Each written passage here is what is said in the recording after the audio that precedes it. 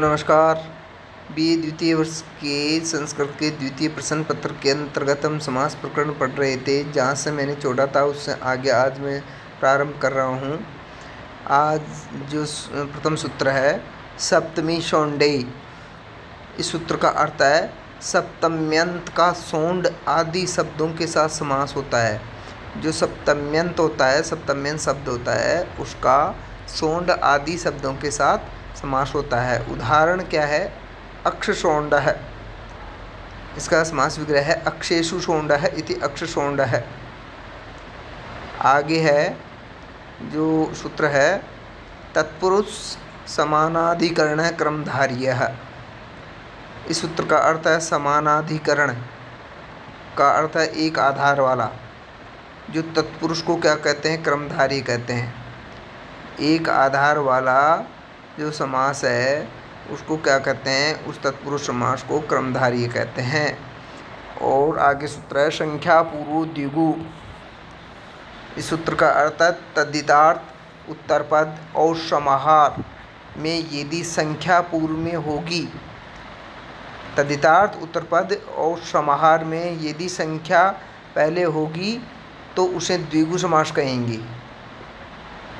जैसे पंचानाम गंगानाम समारह है पंचगंगम। द्विगुर एक वचनम, द्विगु समास है वो एक वचन में होता है। द्विगु समास का अर्थ समाहार, समूह होने पर, जहाँ पर समूह अर्थ होता है, समाहार अर्थ होता है, वहाँ पर वो एक वचन में होता है। और वह स नपुंसकम, वह नपुंसक लिंग होता है। समाहार में द्विगु और द्वंद्व समास ये दोनों क्या होते हैं? नपुंसक लिंग में होते हैं। उदाहरण पंचगवम, पंचानाम गवानाम समाहरः, ये लौकिक विग्रह है इसका। अब इसमें विभक्ति लगा देंगे। पंचानाम में पंचमी विभक्ति है तो पंचन शब्द से पंचमी विभक्ति आम, पंचमी के क्या है? षष्ठी के बहुवचन में, पंचमी क्या षष्ठी के बहुवचन में पंचानाम गवानाम समाहरः थी लौकिक विग्रह। पंचन धन आम और गो आम, यहाँ पर षष्ठी विभक्ति लगा दी हमने, यह अलौकिक विग्रह कर दिया। तद्धितार्थो तरपद समाहारे च, जिससे तत्पुरुष समास में, इससे क्या है? तत्पुरुष समास में क्या हो जाता है? तद्धितार्थ समाहार में है, ये क्या है? तत्पुरुष समास होता है। तो पंचन सुपो धातु प्रातिपदिक से सुप का लोप कर दिया हमने। आम, पंचन के बाद जो आम विभक्ति लगाई थी, वो गो के बाद में आम विभक्ति लगाई थी, उनका हमने क्या है? वो जो सुप है, सुप लगाया था अलौकिक विग्रह के अंतर्गत, उसका हमने लोप कर दिया। अब क्या है? पंचन गो ये बचा। सुपो धातु प्रातिपदिकयो नलो, इससे सुप का लोप कर दिया। और नलो पर प्रातिपदिकांत से जो पंचन शब्द में नकार है उसका लोप कर दिया, मिला दिया, तो पंचगो ये रूप हमारे सामने आया। अब गोर तद्धित लुकी, इससे क्या होता है? टच प्रत्यय होता है, टच का अनुबंध लोप हो जाता है, तो ऐसे इस रहता है। अब क्या हुआ? पंच गए, ऐसे इस रहता है।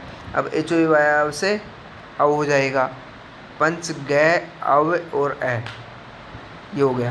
पंच गए अव और ए, एचो आव, अब आदेश हो गया, तो क्या हो गया? पंचगव ये रूप बन गया। संयोग कर दिया तो क्या बन गया? पंचगव रूप बन गया। अब आगे क्या है? संख्या पूर्व द्विगु, इससे क्या द्विगु समास हो जाएगा। संख्या पूर्व में है पंच, इसलिए यहाँ द्विगु समास। और वह नपुंसक लिंग एक, वो एक वचन में होता है। अब है विभक्ति आदि कार्य कर दिया हमने। कर्तव्य समास से सू लिया है, सू का अनुबंध लोप किया तो स बचा। और स नपुंसकम, यहाँ पर क्या हो जाता है? वो नपुंसक में हो जाता है, तो सू को क्या कर दिया? अम कर दिया। अम करने के बाद में पंच गव और अम, ये स्थिति हमारे सामने आई। अम सू के स्थान पर हो गया। अमी पूर्व से पूर्व रूप कर दिया, पूर्व रूप करने के बाद में पंचगवम ये रूप सिद्ध हो गया। अब आगे सूत्र है विशेषणम विशिष्य बहुलम। विशेषण का विशेष्य के साथ समास होता है और वह क्रमधारी समास कहलाता है। विशेषण का विशेष्य के साथ समास होता है और वह क्रमधारी समास कहलाता है। उदाहरण नीलोत्पलम, नीलम उत्पलम इति नीलोत्पलम। और कृष्ण सर्प है, कृष्ण सासौ सर्प इति कृष्ण सर्प है। ये विशेषण है नीलम, और यहाँ पर कृष्ण है, ये भी क्या है, विशेषण है। और विशेष्य ऊपर वाले में उत्पलम है और यहाँ पे सर्प।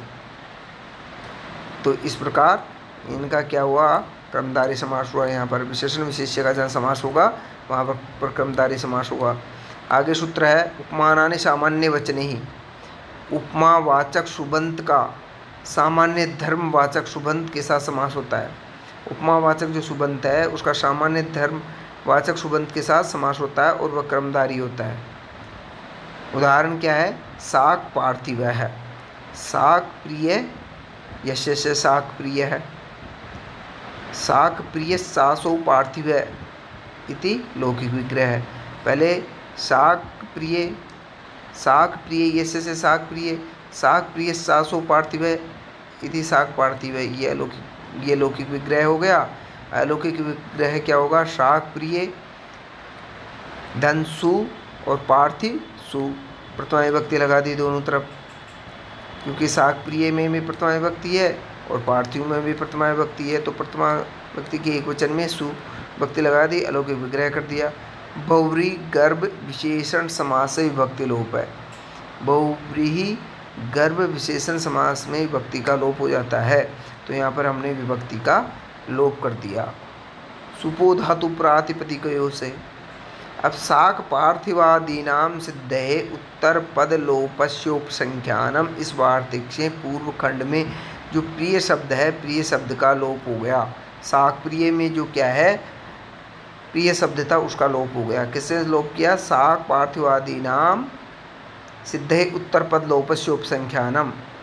इससे क्या है, जो शाक प्रिय शब्द में प्रिय था उसका हमने लोप, जो प्रिय शब्द था उसका लोप कर दिया। और सुपो धातु प्रातिपदिक से विभक्ति का लोप कर दिया था। अब कर्तृ समास से प्रातिपदिक में सु अनुबंध लोप करने से बचा स का ऋतु विसर्ग कर दिया, तो ऋतु विसर्ग करने के बाद में शाक पार्थिव है ये रूप सिद्ध हो गया। आज के लिए इतना ही, आगे कल पढ़ेंगे। Thank you.